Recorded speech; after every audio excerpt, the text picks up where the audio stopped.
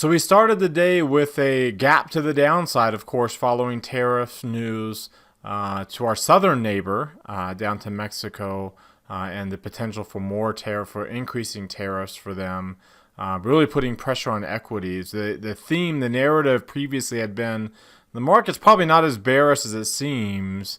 Do we finally get some technical breakdown today that suggests that, okay, now we actually are this bearish and we should expect to be a lot more bearish going forward. So that's what I'm going to break down in today's video.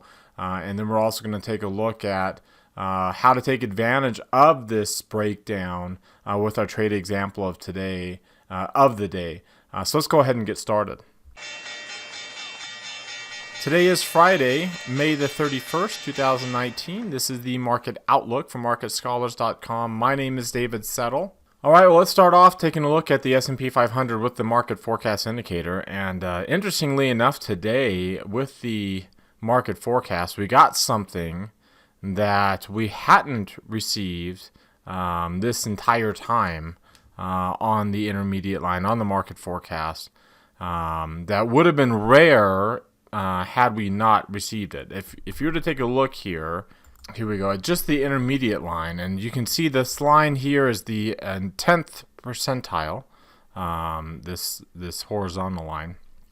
If you notice, all the times that the intermediate line crosses below the 10th percentile, and if I were to zoom in, you can kind of get an idea. Last time it crossed here, again, this was a death cross environment, right? The 50-day moving average was trading below the 200 at this time. And of course, this was post FOMC. We got down, it was actually the next day here, 1, 2, 3 before bouncing with 3 clusters. But then as I scroll on through to previous periods of time, here is the election. So we came down here November the 4th, 2016 with a cluster and a dip below and again, not a death cross environment. We had a death cross environment earlier that year in 2016. You can see a few days here with a cluster actually before the dip down there.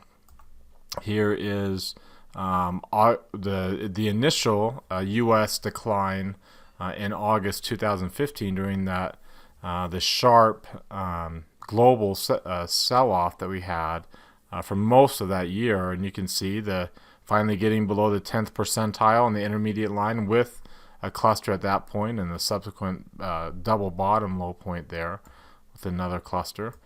Here's a couple of days again. Look at that long lower shadow hammer pattern. This is October 14th. QE3 was ending. We had the Ebola scare for a little bit of time there.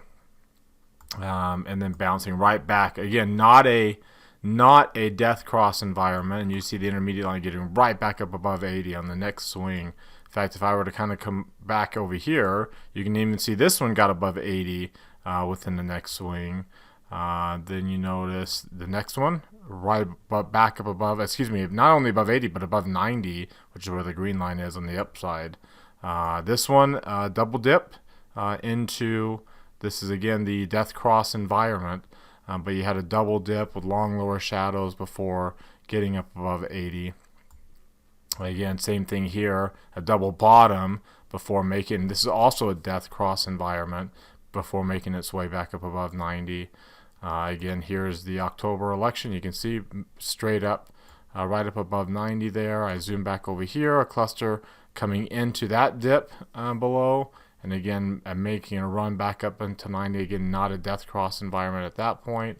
But you're getting kind of an idea here. 2012, right before QE3 started.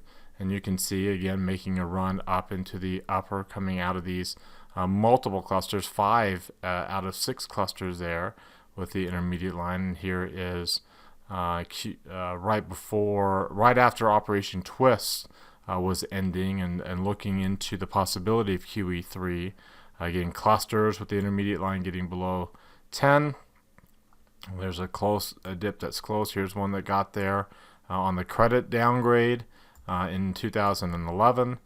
You can see also as well right before the credit downgrade, again making a run back up into 80 there. But you see a common pattern here. You get below 10 on the intermediate line, it's usually accompanied with a cluster either on the dip or right before it, and then we make a run right back up above 90 on all of these, and we might get a few more days when we are in death cross environments. As you'll see, we're not quite in there yet, and we're not even to a 38% Fibonacci retracement here. But we did get the cluster. We hadn't been getting the cluster at all on any of these pullbacks, and we finally got the cluster today because after gapping down and bouncing up off the gap early and starting to fill in some of that gap, we finished down with the VP comments about China tariffs pushing us, and that brought the near-term line down below 20 and got us that oversold cluster. So this is actually a pretty darn bullish sign when you get, of course, it's bearish in the fact that we've had this 6-7% decline here. In fact, you can see on the zigzag chart, and we change this to a 5% moves. There we go, and you can see we're down 6.5% on this decline. Again, not to the 38% Fibonacci retracement yet, because there's a 25% rally that preceded that. None of these were 2.5% declines, so pretty rare to get that type of move that we got there on an intermediate rally without a near-term pullback even dropping 2.5%. But you can see how we're coming down again towards, and now after breaking below this layer of support around 2800 and a little bit below that, now we're coming down towards the next layer of support. And you can see even with the volume profile, there is a layer of volume support, the heaviest volume support in this area, actually right above where we're at, and you can see continuing down here.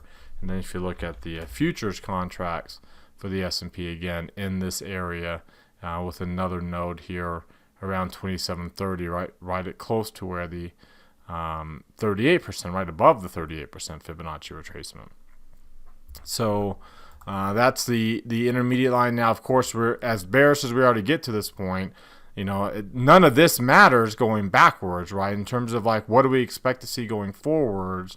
Are we going to be as bearish as this? We're going to get another 6.5% pullback going from today forward, based on what the market forecast is telling us, and from what we've seen. There's a good chance, whether or not we go up past these old highs 2950 or not, but there's a good chance we can make our way back up towards this area simply based on how oversold the intermediate line is and the combination of that cluster. In the past, especially when we're not in a death cross environment like we're not right now, getting the intermediate line back up above 90 on the next move to the upside. Of course, when you take a look at the same indicator, you can see the same cluster on the Dow Jones Industrial Average, the NASDAQ Composite, with it also being below the 10th percentile, and the Russell 2000, 2 consecutive clusters, making its way towards the 50% retracement of its rally, which wasn't nearly as extensive as what we saw on the large cap index, but also below 10, the multiple clusters looking for the same thing we've seen before when we've gotten multiple clusters with such an oversold intermediate line. Now, a reminder, before we look at some other charts, I invite you to subscribe to our YouTube channel, mouse over our logo right here in the bottom right corner of the screen, then hit that red subscribe button that pops out, or there's a red subscribe button down below the video as well. That will notify you when these videos are posted. Also, hit the thumbs up icon that's down below there. That tells us, number one, you like the video tonight. Number two, that you want us to do it again on Monday. So it's a quick, easy way to give us feedback. You can do that right now while you're watching. Comment down below on anything that stands out to you from today's video. Join our Daily Market Outlook email list. There's a link popping up there in the top right corner of your screen.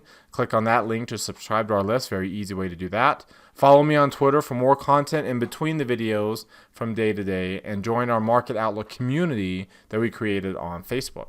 I also invite you to subscribe to our website at marketscholars.com. You can click on this image. If you're watching our video here on a blog post, just right to the right of it above, click on this image here with the subscribe button. It takes you a quick, easy way to subscribe for free.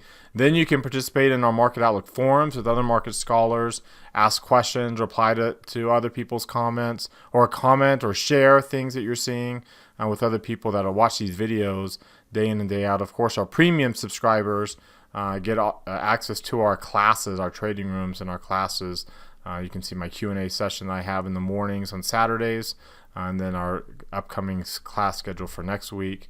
Also, you can like today's Market Outlook tweet right here, as well as like today's Market Outlook Facebook post. Remember, the more you engage with us on those platforms, the more they will continue to push you all of our stuff in your timelines. So we try to make it really easy for you to engage with them right here on the blog post. And you can also like this post here in our community on marketscholars.com. All right, now let's take a look at the weekly charts, and you can see we closed below the 200-day moving average, or in this case at least the 40-week exponential moving average. So not exactly this 200-day moving average, but our proxy that we use here. You can see that the blue line here is where the MACD is currently. Excuse me. This is not the only time we've closed below. In fact, you can see during the pullback here, we also closed below the 200-day moving average in March. Over here, we closed below it before bouncing back up above in a couple weeks, and then by the time we really closed and stayed below, you can see the MACD was really close to zero. And the same thing over here when we had these closes below, and even right here, we were a lot closer to zero than some of these other areas. Over here, we were closer to zero, but we were rallying on that close below. And this is actually a lot closer to what we're seeing now because we're coming off a death cross. This one didn't quite close, but got an intra-week move, actually quite a bit below the 200-day moving average, even more so than that particular close. And then both those periods we rallied. And here we rallied really quickly and finished the week above the 50-day. And this one, it took us another week, but we finished above the 50-day.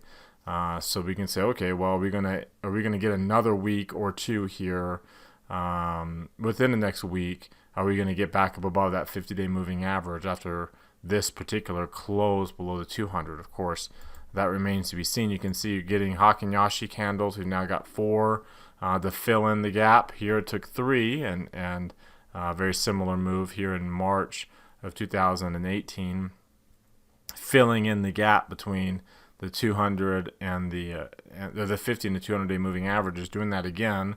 Again, coming off a death cross, it's not out of the ordinary and very typical to do that. And now next week, we expect more than likely we're going to get another bearish candle, probably a smaller body, before eventually getting the transition candles like we see here that would lead us to a bounce. So we're going to start looking for these types of candles within either next week or within the week after that.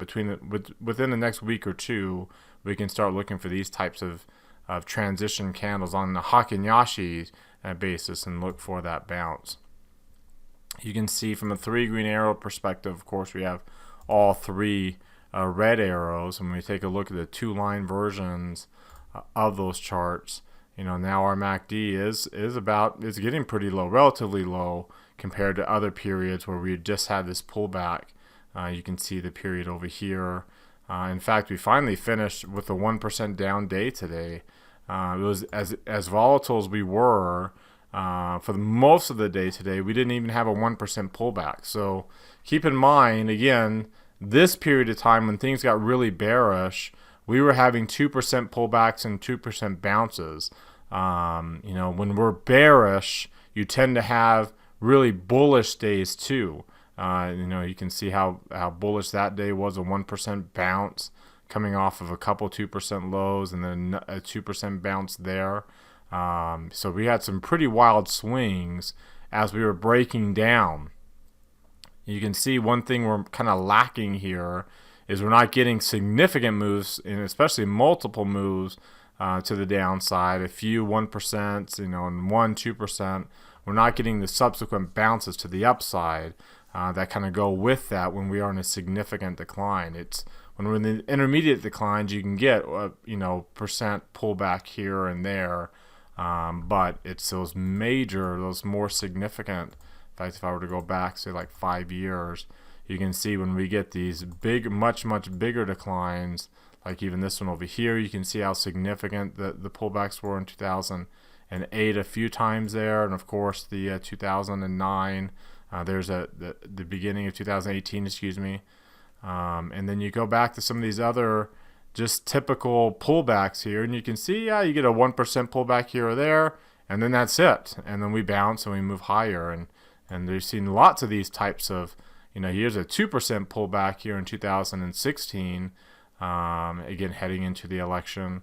We're not getting those big, huge bounces one way or the other, and then we rallied. And so this type of situation is not out of the ordinary, and you can see the historical volatility even is not anywhere close to what we saw by the time we had this technical damage here. See how far the historical volatility rallied, and even back here in 2000 and early 2018. Again, our historical volatility is around, 15%. So that is right, about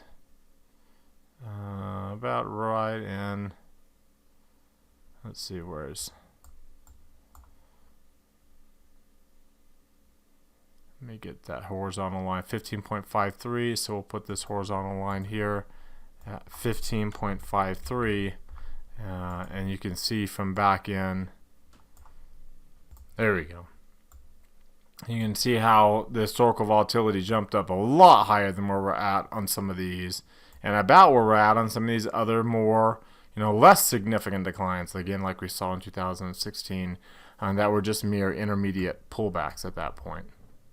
In fact, one interesting thing you can do is, and I got this from this Charlie Biello on Twitter, what he's done is he's taken a look at every 5% pullback that the market's had since 2009 and talked about like what the main themes in the markets were in terms of what was causing the declines. And so I actually went back to the last time the yield curve was inverted as we are now, but not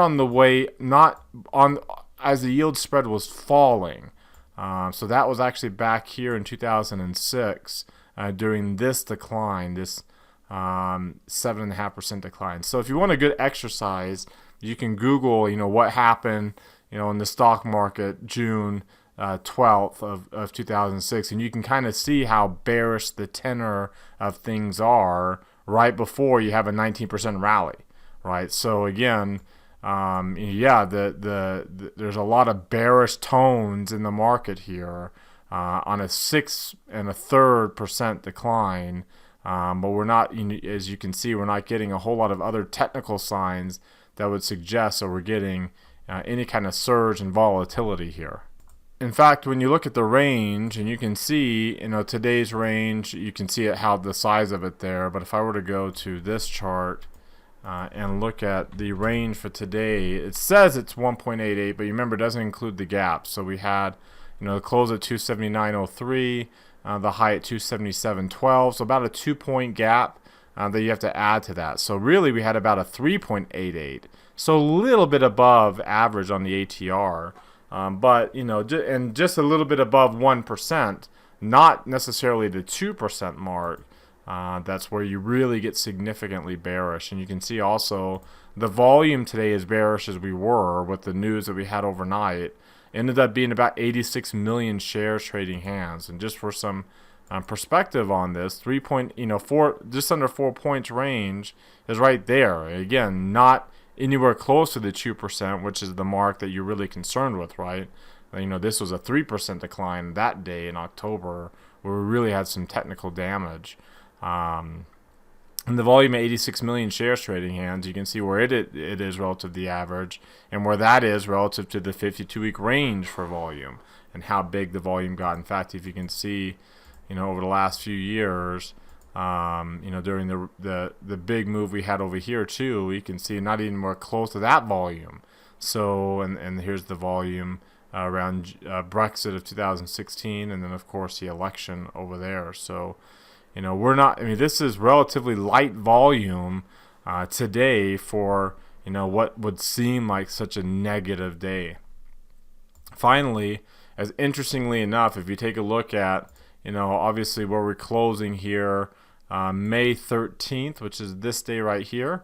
That's an important day to remember. And look how low that was. That's the day we hit the 23% Fibonacci retracement, and then today getting the oversold cluster with the intermediate line down below 20. You can see we closed at 28.11, and now we're at 27.52. So about 60 points away from the low on May 13th. Well, on volatility, here's the close on May 13th. The only day that we closed the day above 20. And now, the S&P 60 points lower since then, breaking below that 2,800 level. But the volatility level didn't even open today above 20. And in fact, as we close at the low of the day, volatility did not close at the high of the day.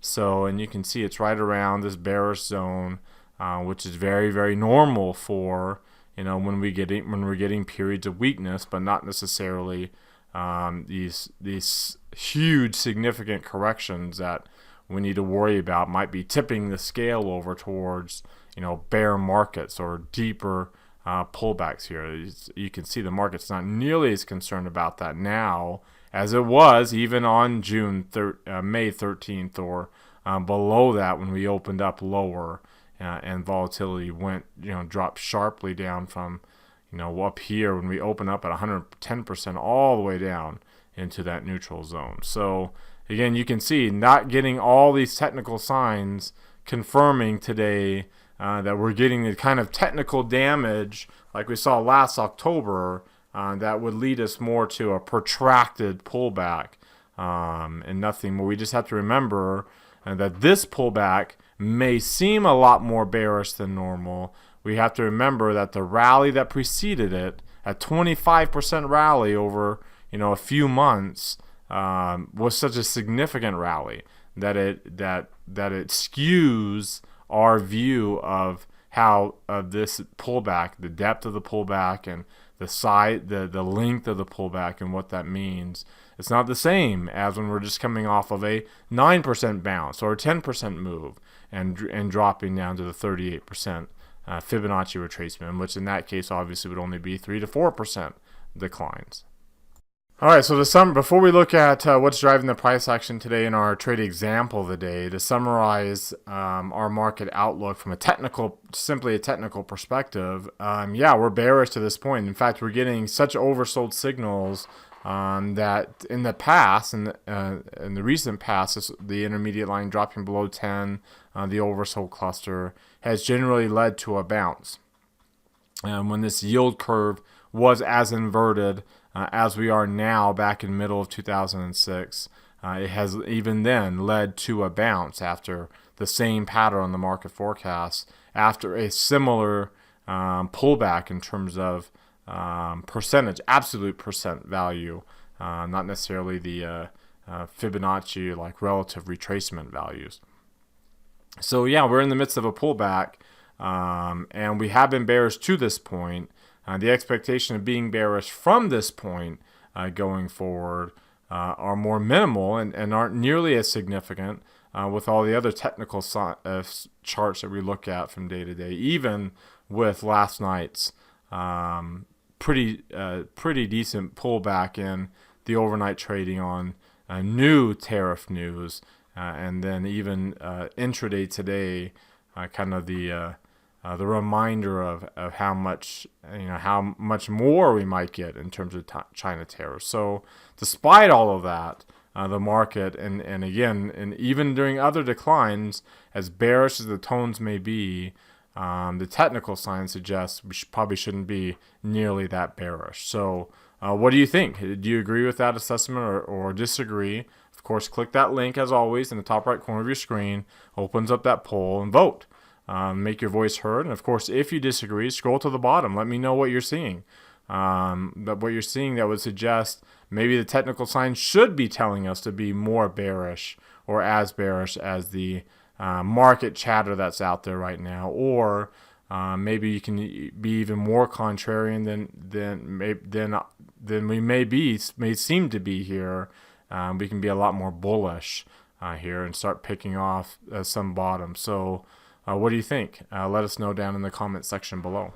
Interestingly enough, one of the biggest culprits for the weakness that we see to this week, for that matter, is in the crude oil market. You can see crude oil dropping 9% this week alone. If we were to take a look here, let's just detach this chart. Here we go.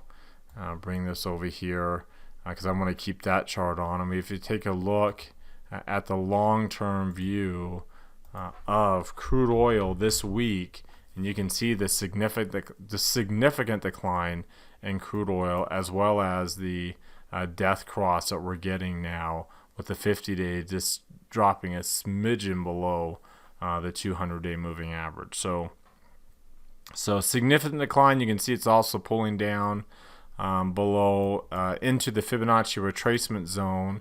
In fact, right smack dab, pretty much right to the middle of that Fibonacci retracement zone.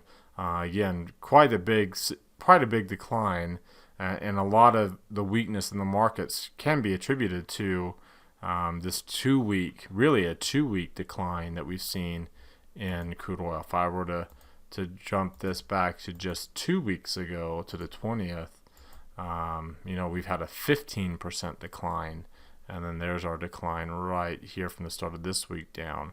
So we were already down pretty good before. But you can see, it's on the one hand, we've had really significant weakness. On the other hand, you can see yields over the last few weeks have been dropping significantly as well. The 10-year yield now dropping below 2.2%, down to 2.14%, down to levels we haven't seen since middle of 2017. Remember, the Fed was in a it was basically starting its regular interest rate hike cycle at that point of rate hikes. In fact, if you take a look at the rate hike or cut odds, we now have for December, again by the end of the year, we have pretty much a 94% chance that we'll get a rate, 94.1% chance that we'll get a rate cut, at least one. But if you add these two numbers together, which is one rate cut and staying here, that's about 20, almost 30%, which means we're getting a 70% odds that we'll have 2 rate cuts by the end of the year. So kind of 80%, is that magic number.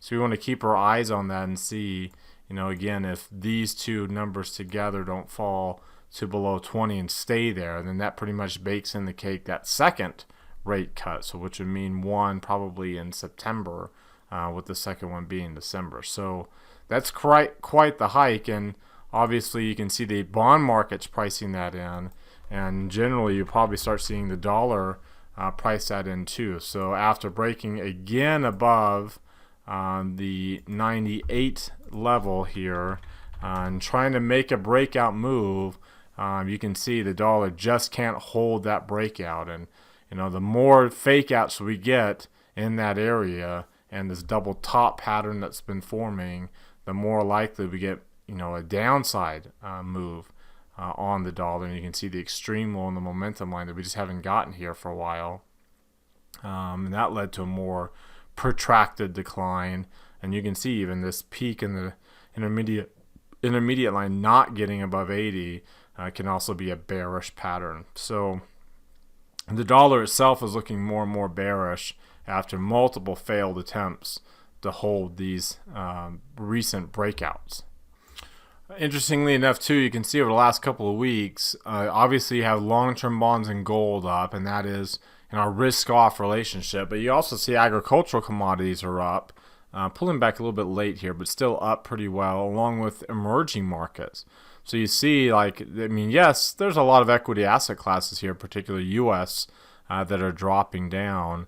But if the dollar is going to start to decline, that doesn't necessarily mean that all equities will decline. In fact, very well could mean that we have an opportunity for some outperformance finally in some of these international markets.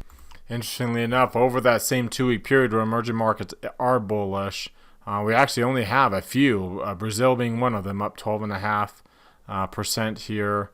You can see India also doing really well, and Russia. If you take a look at the long-term chart here for Brazil, and we'll take a look at it over here on this chart. Take a look at the long-term chart, EWZ. You can see, last 2 weeks really getting back up above that 200-day moving average again. You also saw the outperformance here in India over the last couple weeks, and of course Russia also above rising. In fact, you can even see Turkey getting some, looking like it may be forming kind of a double bottom around 20 in a really bullish week for it. And of course, not so bullish last week, but a relatively bullish week. Of course, there's Australia, and what you're not seeing here yet is the strength in China. So China, with the trade issues last week, kind of finishing a bearish move, but you can see kind of a low point developing in that area where a lot of the tariff news was centered previously. Now, when you look at the last 4 weeks here, and you can see, 1, 2, 3, 4, the decline that we've had there. If you take a look at the sectors and how they performed over those last couple of weeks, of course, not surprising to see. In fact, actually, with the 6.5% decline, you have real estate and utilities actually with gains during that time. So not everything's down. Of course, they're down from their highs, and Staples even had a gain here all the way up until this week. Here's where this week started, and you can see all these safe havens are actually a lot down this week from where they were. Pretty much everything is down from where they were this week, but less of a decline in these cyclicals that have been down the most during the pullback. You can see some rotation going from these safe havens that have been holding up and actually gaining up until this week, starting to move their way into cyclical areas. Real estate finishing strong, but look at energy down, Staples down, healthcare has been down, utilities had been down. A rally up at the end of the day today with a drop in yields at the close. But you can see this week you have outperformance in consumer discretionary and technology and communication services and materials and industrials. All these cyclical areas all down at 2%, but not down as much as the broad market as a whole, not down as much as some of these safe havens that had been performing. So there's starting to be a little bit of a shift away from what had been working and holding up during the decline, starting to shift. In fact, up until really today, technology was actually close to a gain, with utilities and real estate lagging, with Staples lagging behind the broad market itself. Interestingly enough, when you look at like the S&P 500, you can see it's been trading for most of this time inside of its value area, the area where 70% of this period, in this case a 1-year chart, this last year's volume has all been in this price area that we're at. So we've kind of been, like we mentioned before, pulling back into all this support where the biggest amount of volume has been trading. Lots of support in this area. So that's why we haven't really fallen 6% in a couple of days. It's like we even did here, where we fell so much so fast because we didn't have nearly as much volume support then. It looks different now, but then we kind of cut through hot butter like a knife through hot butter here. Not the case here. It's been more kind of steady as we've been working through this volume. Not all stocks look like that. In fact, if you look at Honeywell actually broke out on earnings here into a new area of volume. It started creating its own volume. Now broke out of that value area and has now, during the pullback, pulled back down to the top of that. So, and where it's going to find some support here, is trying to find some support. So that gives us an opportunity. If we are looking for stocks that may bounce, if and when the market itself makes that intermediate run from below 10 to back up above 80, or even back up above 90, if we look for stocks that can bounce along up with it, then stocks like this, which are trading where most of the volume for the past year is down below where we're at, and they can find some support and looks like it can try to make a run back to the upside from here. So in that case, we can look out not to July, but we can go out. We probably have to look at July for now, until August gets put in there. We probably won't get August here for a bit. It'd be ideal to be looking at August, but this doesn't have an August option. Probably have to even look at September, even though you're not going to hold this for 100 days. You don't have to hold it for 100 days. We just want to get to a point where extrinsic value doesn't decay at such a rate, right? If you look at our extrinsic value in the theta, you can say this $6.82 is going to decay at 3 cents a day, right? 3 cents a day, 0.03 divided by 682. That's almost a 0.5% rate a day, whereas in July, if I were to look at the same at the money option here, the 165, its rate of decay will be 5 cents out of 470. So it will be up, more than double the rate of decay. So a whole percent every day will decay out of the price of that option. So you can see why. Okay, it's the more expensive option, not that much more expensive. So you say, okay, well, if I don't want to go too expensive, I can just drop to the 450 here.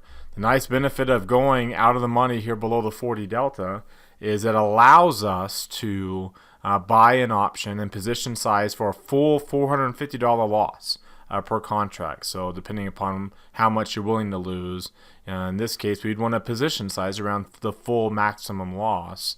Knowing that with 111 days left, it's going to be really hard for the extrinsic value to be completely gone. In fact, you can see all the way up to 195, there's still a minute amount of extrinsic value left in that. So it would have to make a significant move away here to the downside for us to get to the point where we have no time value.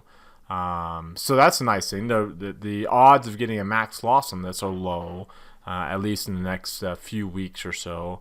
And if it does rally, you can see the delta will just get bigger and bigger and bigger. If we make a $5, $10 move to the upside, the delta will go from 39 to 61, just like that. So, and generally speaking, implied volatility will go down as stocks rally, but you can see if the stock moves further in the money because of the volatility smile, its volatility will actually move higher to the upside. So another positive benefit of going out of the money. And again, like I said, you don't even have to use a stop order if you position size around the 450, which gives us a lot of flexibility and leeway. And you can see almost a 10 for every dollar move that it goes up. If it goes up from here, of course, you can see we can get a $10 move just to get back up to the previous high point on this trade. And if I were to look at Honeywell here, like on the market forecast chart, and you can see the intermediate run that we've had and the pullback that we've since had is a very, very small pullback, relatively speaking. Even if you were just to say, what's the retracement from this one period of really a small amount of weakness here. Here we go. So right in this area, see if I can actually get on there. There we go. Up to that high point. We're sitting right about in the 38%, 50 to 38 to 50% retracement level. So still a pretty good chance that we can bounce up to that 174 and beyond. And of course, a $1 move gets us about a 10% return on our capital for this. And of course, that's a $1 move. So, and you get bigger, because of the gamma, you get bigger deltas on every subsequent dollar move. And you can see the type of gains you can get if it goes up from here. And if it falls from here and it continues to fall, we already know we'll be willing to lose $450 or to some amount of that because, again, position size around that full loss, and with the amount of time we have left, it's going to be very hard for us to get to the point where we just lose it all. So it allows us a lot of flexibility and leeway and still gives us a pretty decent return if it does indeed bounce at this area as the market makes the intermediate run from below 10 to above 90, and we get a decent bounce on this stock to go with it. All right, as always, that wraps us up for today. So again, I thank you for watching our video today. Now I want to hear from you. So open up any new threads, or go to this link first right here in the upper right corner of your screen. Open up any new threads. What questions or comments you have for me about what we talked about today, or what questions or comments do you have for me that we didn't talk about in our market outlook video that you wanted some feedback that pertains to this discussion. Open up those threads. Remember, you can also reply to other people's threads as well. And let's keep this conversation going over the weekend through next week as the market gets going again next week, and see if we end up getting that bounce. So remember, you have to subscribe to our site, but you can do that for free. I showed you how to do that earlier today. Remember to subscribe to our YouTube channel as well. Hit that thumbs up icon, and then comment on the video down below. Follow on Twitter for in-between content, in-between videos, and join our community on marketscholars.com, as well as the Market Outlook community we created on Facebook. Have a great rest of your weekend, everybody, and we'll see you all on Monday.